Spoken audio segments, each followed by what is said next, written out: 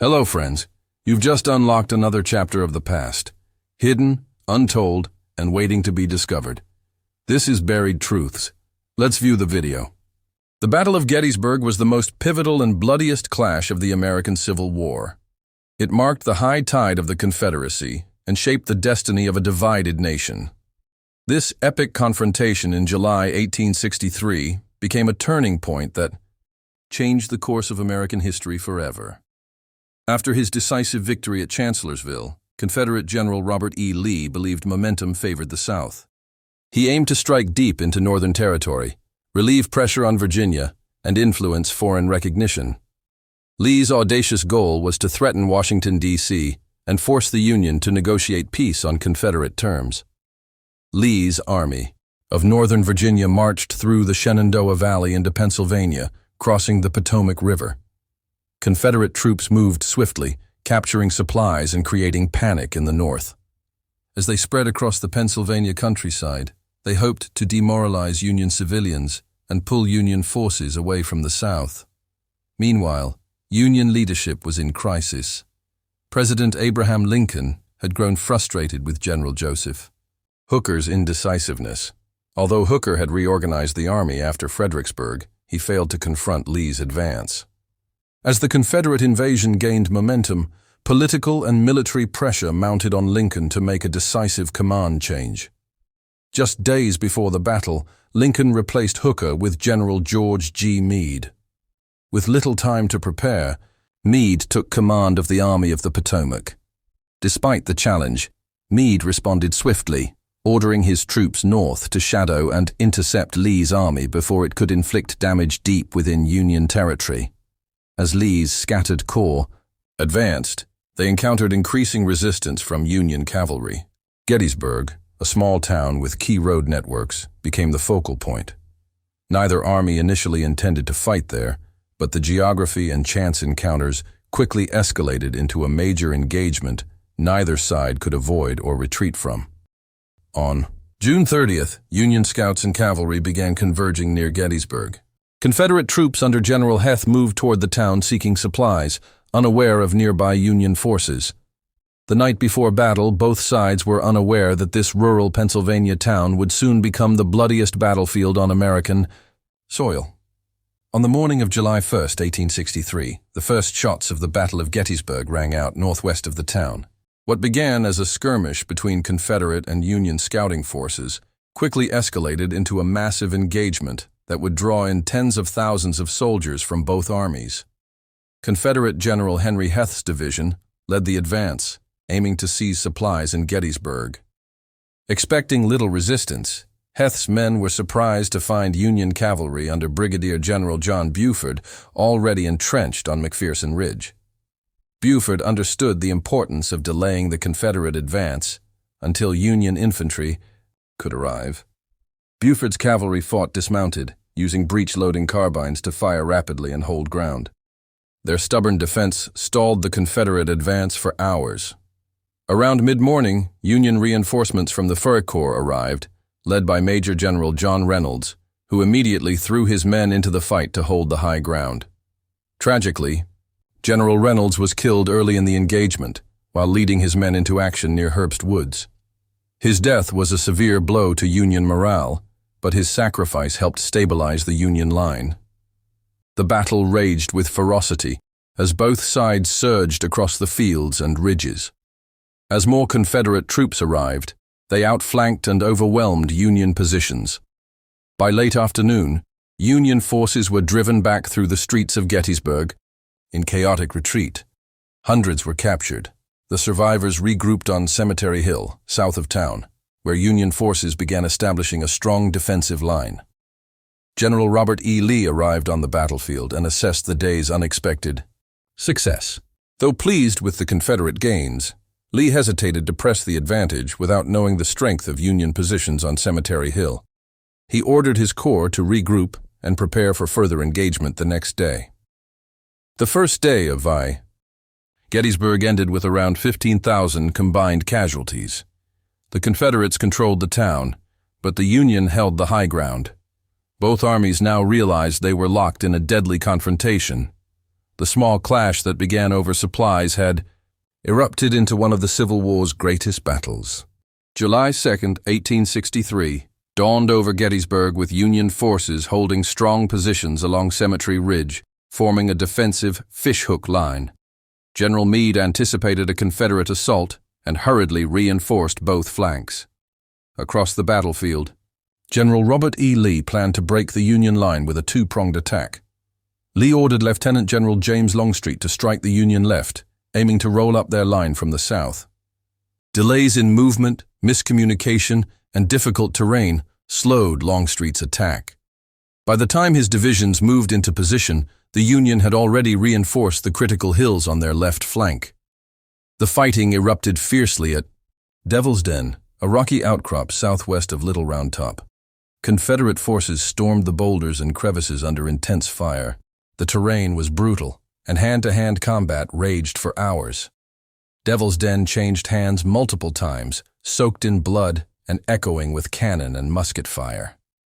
Meanwhile, Colonel Joshua Chamberlain and the 20th Maine defended Little Round Top. Ordered to hold the far left at all costs, they repelled repeated Confederate assaults.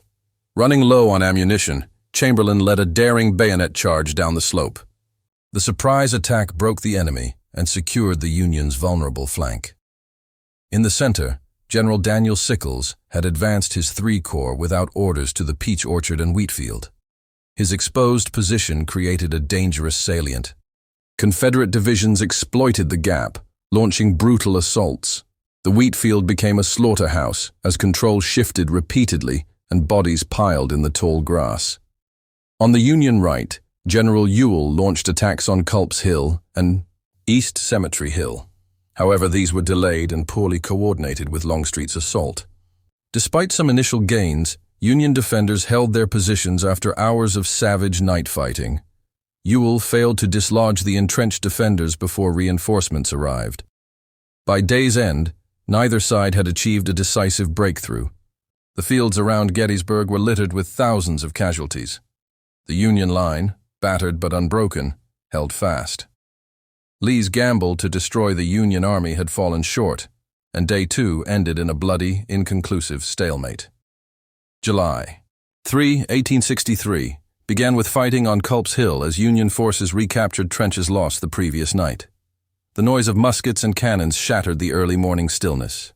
By mid-morning, the main focus shifted to the center of the Union line, where Lee planned his most audacious attack of the war. General Robert E. Lee believed the Union center had been weakened after 2 days of flanking attacks. He ordered a massive frontal assault against Cemetery Ridge. Lieutenant General James Longstreet opposed the plan but followed orders. 3 Confederate divisions, including General George Pickett's fresh Virginians, were chosen to lead the charge. Before City, the infantry advanced. Lee ordered a massive artillery bombardment, the largest of the war. Over 150 Confederate guns thundered against Union lines for nearly 2 hours. Smoke clouded the battlefield. However, much of the fire overshot or failed to dislodge the well-dug Union artillery and infantry on Cemetery Ridge. Around 3 p.m., nearly 12,500 Confederate soldiers formed a mile-wide line and marched across open fields toward Cemetery Ridge. It was a terrifying and majestic sight. As they advanced, Union artillery and musket fire ripped through their ranks. The fields became killing grounds under blistering fire from front and flanks. Despite heavy losses, some Confederate units breached the Union line near a stone wall known as the Angle. Intense hand-to-hand combat erupted. Union reinforcements quickly surged forward, sealing the gap. The few Confederates who made it through were either killed, captured, or driven back in utter confusion and defeat. Pickett's charge ended in disaster. Nearly half of the attacking force became casualties. General Lee took responsibility, reportedly telling Pickett, "It's all my fault." The repulse of Pickett's charge marked the high water mark of the Confederacy, a point they would never surpass again in the war. The failure of Pickett's charge broke the back of Lee's Gettysburg campaign. On the night of July 4th, he began preparing for a retreat back to Virginia. Union victory at Gettysburg, coupled with the fall of Vicksburg, marked a major turning point in the Civil War and the beginning of Confederate decline. The Battle of Gettysburg left over 51,000 men dead, wounded, or missing, more than any other Civil War battle. The once quiet town became a massive field hospital and graveyard. Streets, barns, and churches overflowed with the wounded. For days, cries of the dying echoed through Gettysburg's shattered homes and fields. Surgeons worked around the clock under horrific conditions. With little anesthesia and fewer tools, limbs were amputated in seconds. Blood pooled on floors, and piles of severed arms and legs grew outside hospitals. Infection ran rampant. Many soldiers died not from wounds, but from disease in the days that followed. Union and Confederate soldiers, many just teenagers, endured unimaginable suffering. Some lay for days on the battlefield, crying for water. Others were found clutching letters or Bibles. In many places, corpses lay rotting under the July sun before burial parties could reach them. The air was thick with death. Civilians played a crucial role in rescue and recovery. Women of Gettysburg turned homes into makeshift hospitals, nursing soldiers from both sides. Children fetched water while local doctors operated non-stop. Their compassion turned the tide for many wounded men, offering comfort amidst the chaos and horror that engulfed the town. Mass burials began almost immediately. Trenches were dug behind barns and in open fields. Soldiers were often buried in shallow graves, hastily marked or completely unmarked. Bodies decomposed quickly in the heat. Months later, reburial teams struggled to identify the dead, with thousands interred as unknown soldiers at national cemeteries. Psychological scars lingered long after the smoke cleared. Survivors of Gettysburg, both military and civilian, were haunted by what they saw. Letters and diaries speak of ghostly screams at night and lifelong trauma. Many soldiers never mentally recovered, carrying the invisible wounds of war until their dying day. Gettysburg's pain rippled across the country. Families received telegrams with the worst news imaginable. Mothers, wives, and children mourned. Sons and fathers who never came home. The battle's cost was not just measured in numbers, but in shattered lives. Gettysburg would be remembered not only for its strategy, but for its sorrow. On November 19, 1863, 4 months after the battle, President Abraham Lincoln arrived in Gettysburg. He came to dedicate the new Soldiers' National Cemetery. The town, still bearing scars of war, greeted him solemnly. His visit wasn't just ceremonial. It was a mission to unite a grieving nation through powerful words. Lincoln wasn't the main speaker. That role fell to Edward Everett, a famed orator who spoke for 2 hours. When Lincoln rose afterward, few expected much. But in just 272 words, he delivered one of history's greatest speeches, short, solemn, and full of meaning. Silence followed as its weight sank in. He began with 7 years ago, reminding the audience of the nation's founding ideals. Lincoln redefined the war, not just a battle to preserve the Union, but a struggle to uphold liberty and equality. He honored the fallen by declaring their sacrifice must give rise to a stronger nation. Lincoln acknowledged that words alone couldn't consecrate the ground. Those who fought there had already done that. His humility resonated. He reminded listeners that the true test was ahead, to continue the work of freedom. His tone was not triumphant, but reverent, echoing the sorrow still lingering across the bloodied fields. His closing line struck deeply. That government of the people, by the people for the people, shall not perish from the earth. With this, Lincoln linked democracy's survival to victory in the Civil War. It became more than a speech. It was a vision for America's future and moral direction. Initial reactions to Lincoln's address were mixed. Some newspapers dismissed it as too short or overly simple. But over time, the power of his words endured.